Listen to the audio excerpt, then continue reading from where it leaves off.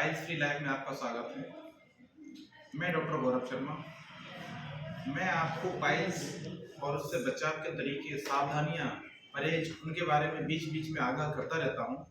उसी क्रम में मैं आज उसकी एक कड़ी, पाइल्स का ऑपरेशन और ऑपरेशन के पहले होने वाली सावधानियां और ऑपरेशन से पहले होने वाली तैयारियां, उनके बारे में बताता हूं।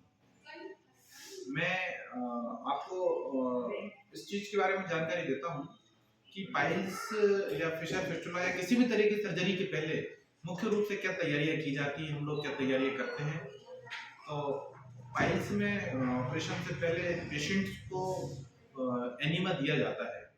शायद हो सकता है एनीमा आप बहुत से लोगों को जानकारी ना हो। एनीमा क्या होता है?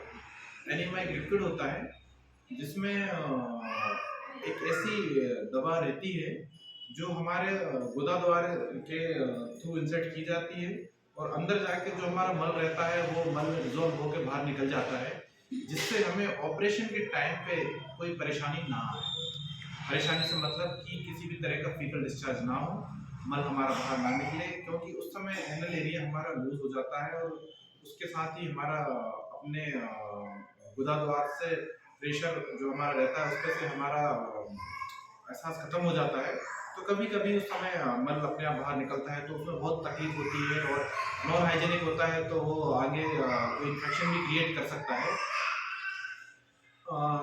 एनीमा के बाद हम आपको बताते हैं कि कुछ टेस्ट किए जाते हैं जिसमें बीटीसीटी से मतलब ब्लीडिंग टाइम, क्लॉटिंग टाइम, ये टेस्ट किया जाता है। इसमें ये देखा जाता है कि यदि कोई कट लगता है या घाव बन जाता है तो ब्लड का थक्का कितनी देर में बनेगा और ब्लड क्लॉट कितनी देर में होगा या कितनी देर तक उसमें ब्लड का बहाव होगा।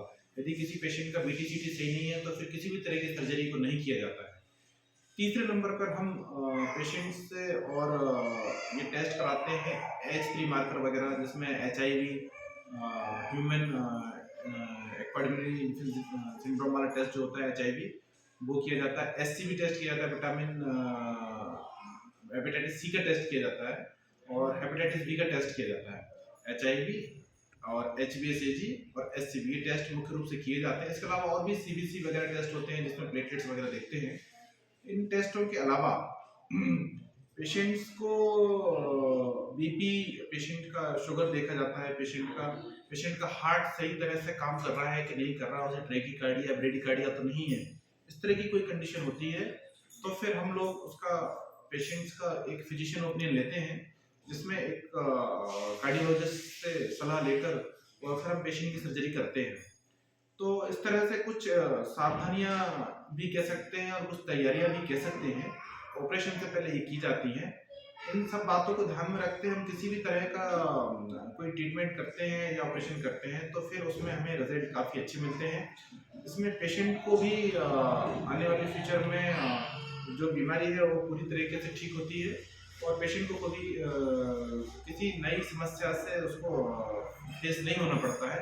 अदरवाइज मैंने देखा है कि बहुत से लोग सोचते हैं पेशेंट के पैसे खर्च नहीं किए जाए। हम लोग कोशिश करते हैं लेकिन जहाँ जरूरी होता है वहाँ खर्च किया जाता है। तो इसी के साथ मैं आज की इस वीडियो को समाप्त करता हूँ। आप सभी लोगों को धन्यवाद।